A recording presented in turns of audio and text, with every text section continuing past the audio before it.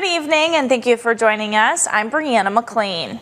Earlier tonight, the Planning Commission for the City of Marquette approved the development concept proposal for Viridia Group's new housing plan on Magnetic Street.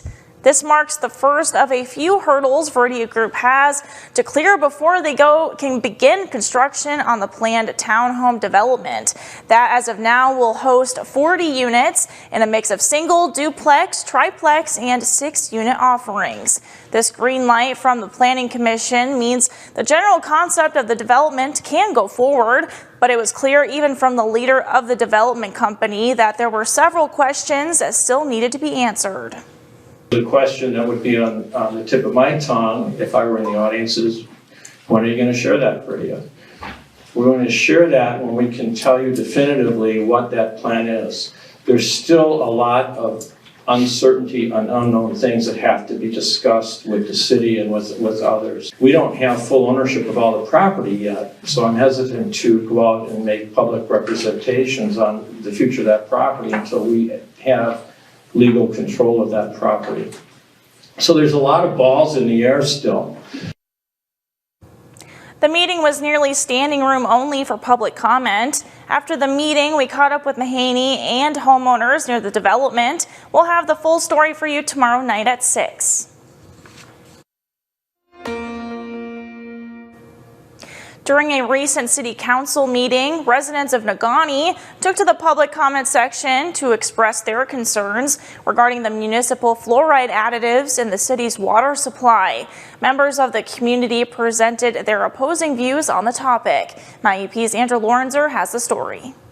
Ahead of a group of Negaunee residents using the public comment section to sound the alarm about fluoridation, Dr. Bob Van Houw, the medical director of the Marquette County Health Department, provided context to general concerns raised by residents. He emphasized the historical context and health benefits of fluoride in drinking water. Well, what happened is that we started putting it in the water first in Grand Rapids, Michigan. And we've seen a decrease in the number of cavities as a result of those people who had it in the water. Dr. Van Houw addressed fears surrounding fluoride, particularly regarding studies suggesting potential IQ decreases in children. Most of the attention has been based on a study of all the studies that are out there that found that there may be a decrease in IQ scores in kids who had water with levels that were well above any of the levels that we put in the water in the United States.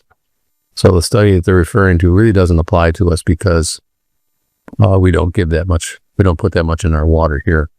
Despite Dr. Van Houw's reassurances, residents remaining divided on the issue, one resident expressing their apprehension about fluoride being an additive in drinking water, equating it to a medical treatment and therein a drug.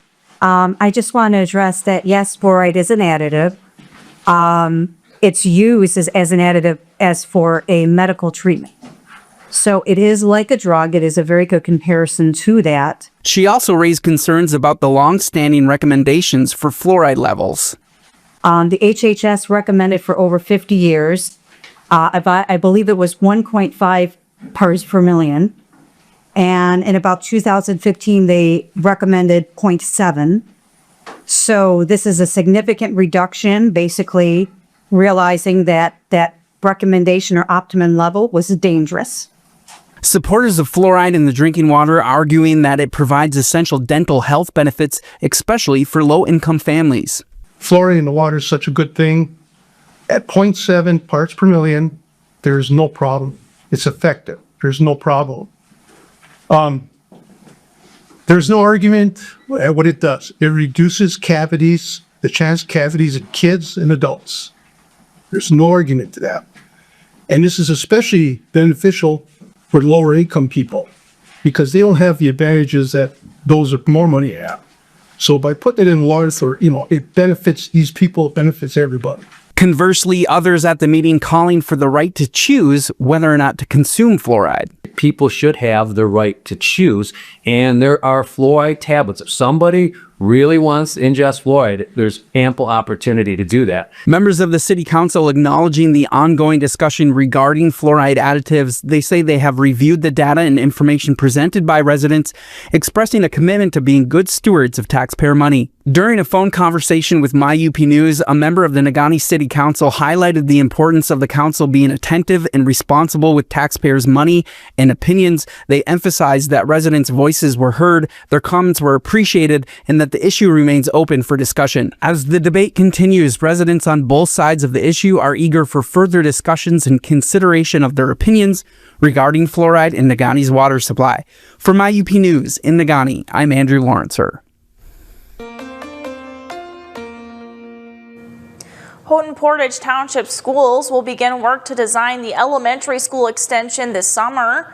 Additionally, the school board approved splitting the bond into 3 series. Superintendent Anders Hill says the decision to split the bond into thirds opposed to 2 will reduce interest costs on the loans. The design works starting in the summer will include Series 1 designs at the elementary school, a STEM lab at the middle school and high school, flex space, and utility designs for fire detection, HVAC, and the PA system.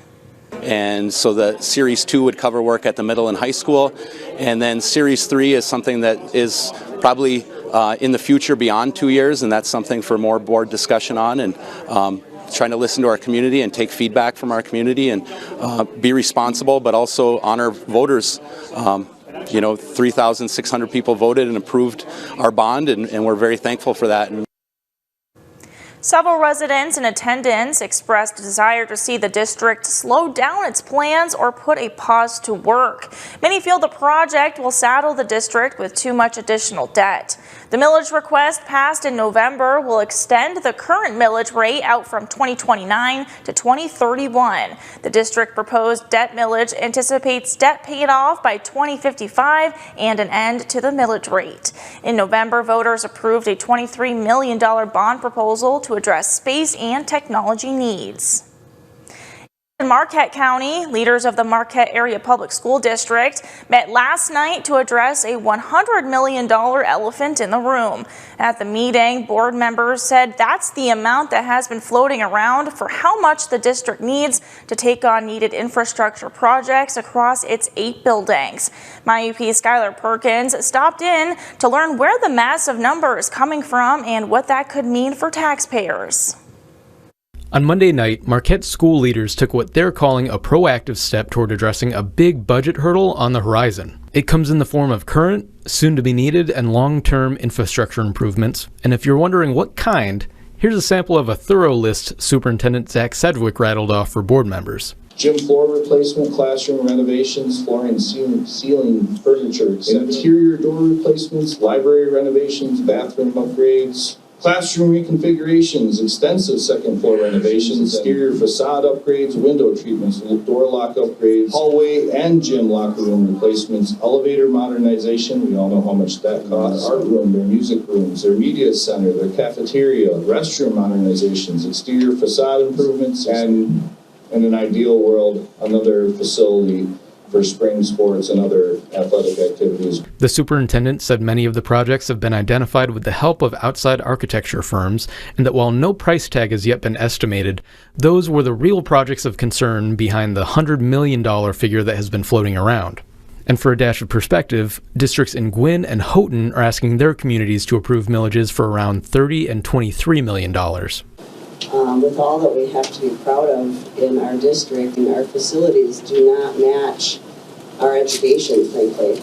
A massive number for our community to even wrap our heads around, when I don't even think that's going to give us our dream.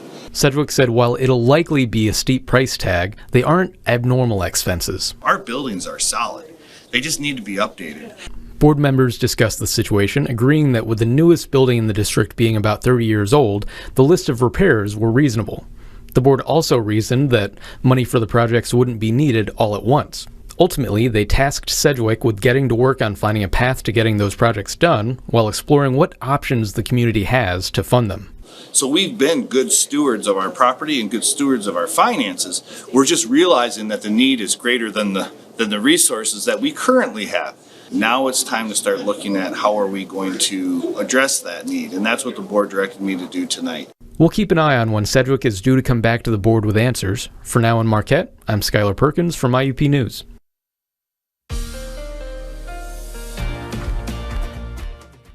There is a fitting new fundraiser going on for Munising Public Schools.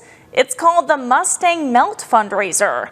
This Mustang, made of a barrel, is sitting on Munising Bay. People have a chance to buy a ticket for $5 and guess the exact moment they think the Mustang will fall through the ice. Half of the proceeds go to the winner and the other half goes to the school. Academic awards, middle school rewards day, our attendance incentives, excellence in ed, and other, academic programs. To put your guesses in and help the school find this story on our website, myupnow.com, with links and directions on how to do so. We're coming back in less than 3 minutes with more of MyUP News at 11. Coming up next in sports, we'll have girls basketball state quarterfinal highlights and post-game reactions. Next in sports. You're watching MyUP News with Brianna McClain.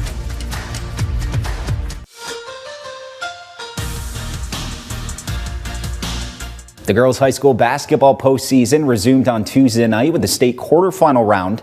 Entering play, 3 UP teams remain still in the running for a state championship.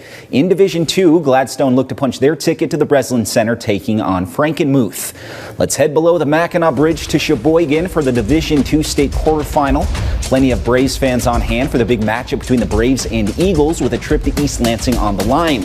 Early on, no score. Lily Johnson fires the Eva Penconian in the corner. The high arcing three will get Gladstone on the board for first. It's 3-0. A bit later, same score. The Eagles' first shot is short, but Macy Donovan flies in to grab it, and the putback will fall. It's 3-2 Braves. Coming the other way, Penconian's pass is tipped by Johnson, but Addie Blowers collects it below the basket and goes up for the lay-in. It's 5-2 Gladstone. Later, Gladstone up by 1. Alexa Wattoon to Johnson, driving hard at the basket, going up with the left hand. Braves staying ahead early, up 7-4. Then same score, Johnson will square up and pull up for the long 2. It takes a high bounce but falls. It's now 9-4 Braves. A bit later, it's now 9-6. An impressive athletic display here by Frankenmuth's Macy Donovan. She blocks the shot, then races ahead of the pack on the breakaway to make it 9-8 Braves. Eagles would hit a few more shots to lead 13-11 after 1. Gladstone had a tough challenge slowing down the Eagles shooting from the outside. Second quarter, they find Lucy Konzelman in the corner. That triple puts Gladstone down 20-11. On the other end, Adele Ostlin drives for the hard-fought lay-in and the foul. The point after pulled Gladstone within 6, and that would be the margin at halftime, 23-17. Third quarter, Braves down 8. The bank is open for Penconian for the triple. It's 25-20 Eagles leading, but the Braves not able to cut it closer. Later, the Braves down 10. Macy Hansen from the corner, cutting their deficit to 7. But the issue Gladstone had all night appears on the other end. Konzelman knocks down another 3-ball as the Eagles lead is back up to 10.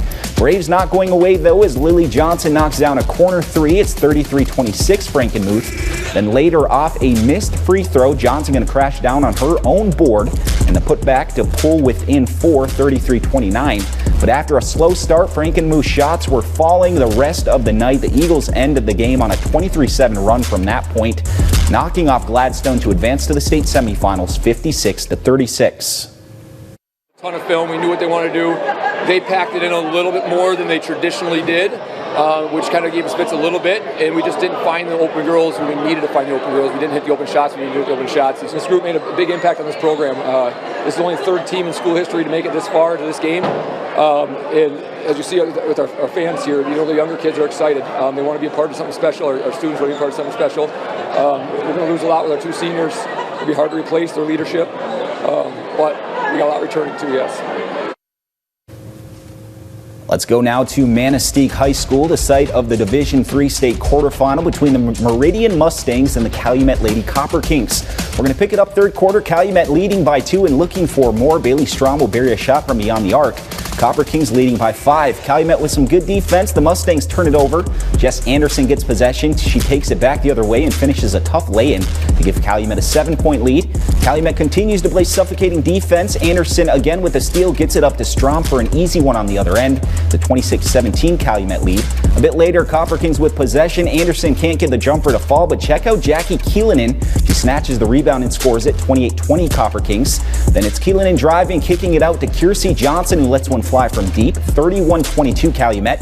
They lead 35-20 or 34-25 entering the fourth. In the final frame, Anderson hits Keelanen on the backdoor cut. She scores it with the Copper Kings up 9. Then Strom with a strong drive will float one up and in. And then finally, it's Kiersey Johnson on the breakaway. The Calumet Lady Copper Kings are Breslin bound, taking down Meridian 48-33. Wow, that's a heck of a game. They put up such a tough battle. I know we had a little lead there in the end, but it just never felt comfortable because they got such good scores. And one game at a time, we took care of business tonight, and it's kind of a open book right now. Well, I was told that this is the 4th time that we've won the region, and we're I think it might be the 3rd time we're heading to the Breslin, but it's important for us, and you can just see by our fans that it's important.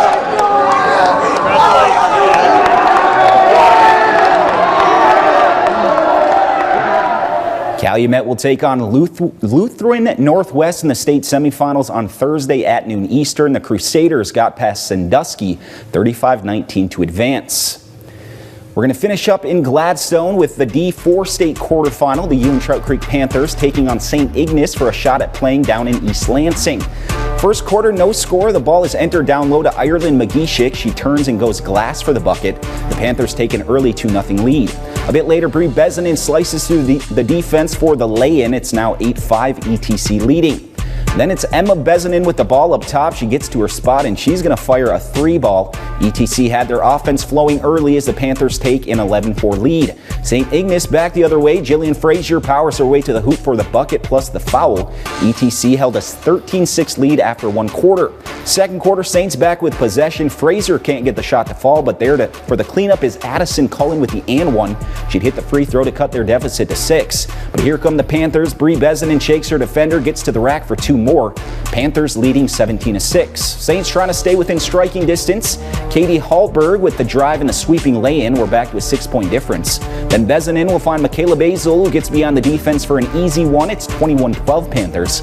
The first half winding down. Bree Bezanin no good, but McGeeshick is there at the buzzer for the score. It was 23-14 Ewan Trout Creek at the half. The third quarter would start just how the first half ended, with McGeeshick scoring for the Panthers, who now lead by 13. The Saints looking to claw back into this one. Frazier with a strong drive and the finish through contact. But ETC had all the answers as Emma passes to Bree Bezanin, who buries the corner triple. The Panthers led this one from the opening tip to the final buzzer. They take down St. Ignace 47-37 to advance to the state semifinals. McGeeshick led the Panthers with 19 points and 18 rebounds, and she was a big reason why the Panthers were able to control this one. Yeah, I knew I just had to come in strong because the other girls, they're bigger. They have a few big girls that can work down low. I just know I had to work for it, give them some battle them more than they have before. I knew we were gonna go far, but all the way to the Breslin, that's just insane to me. We came out really hot. We knew the game plan. We wanted to get it low to Ireland and get 42 maybe in some foul trouble, and she did really well, and Bree did really well getting in there. And then we got a good lead, which was good because later they came out and they were really doubling us, pressing us, but we were able to hold on, be strong, and finish the game out. So happy. We knew we could do it all year long, and we talked about it, but now that we're here, it's just unreal. A lot of joy. I'm so proud of these ladies. St. Ignace is such a good team, and for us to be able to come in and handle the moment and get that win, I'm just so happy for the girls. Well, you know, we're going to have some fun for sure. Going over that bridge tonight is going to be really exciting for us, but then we'll focus on who we're going to play. We're going to really study and see what their strengths and weaknesses are and how we can be productive against that. Ewan Trout Creek will take on Concord in the state semifinals. The Yellow Jackets took down Zion Christian 54-26 to earn a spot in the next round. Their game will take place on Thursday at 5:30 Eastern at the Breslin Center. Coming up after the break, Tom Kippen will join us with our full weather forecast.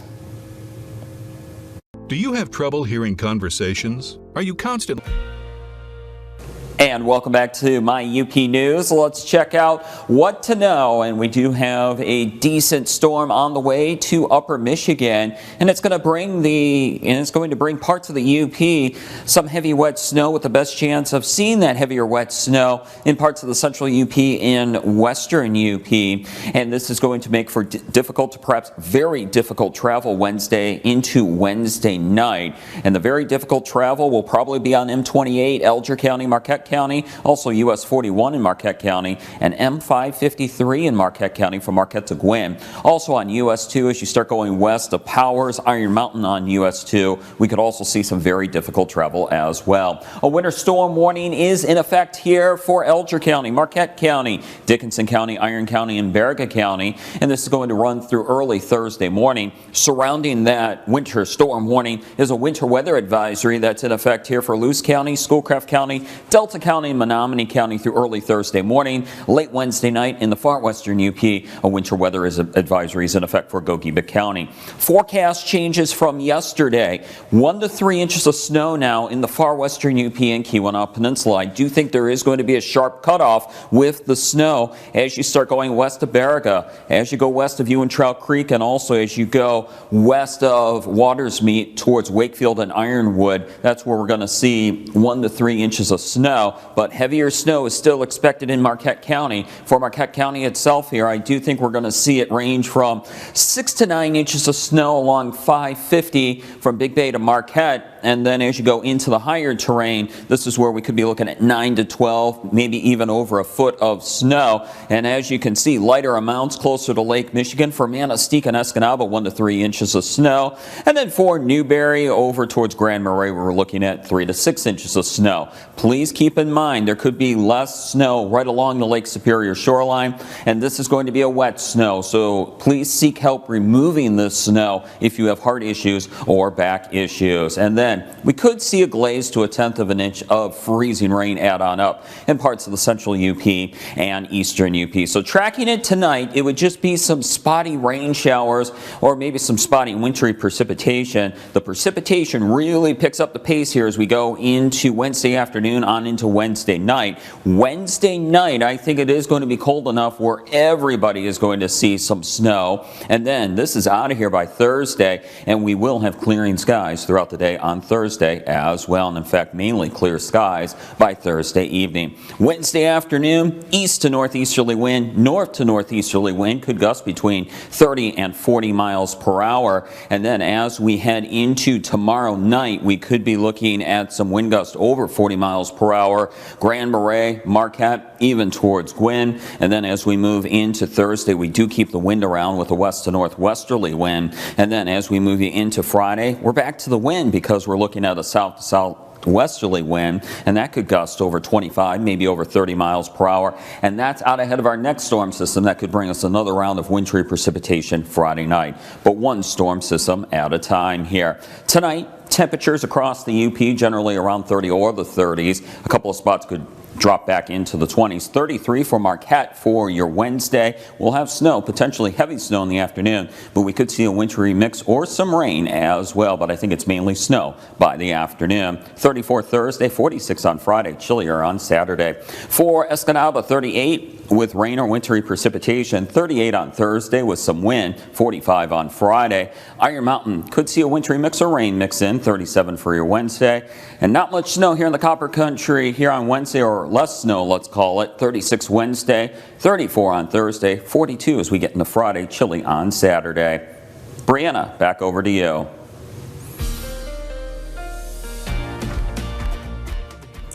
It started decades ago as a desire to help families during their time of need, and tomorrow night the tradition continues with the annual Pigs in Heat charity hockey game.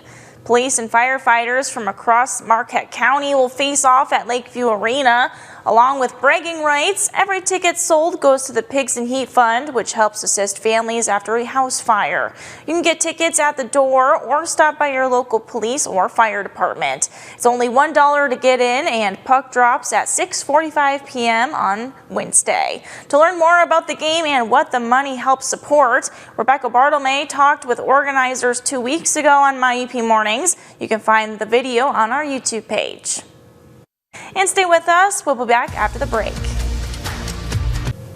We'll be back with My UP Mornings starting at 5 a.m. Until then, thank you for joining us and have a great night.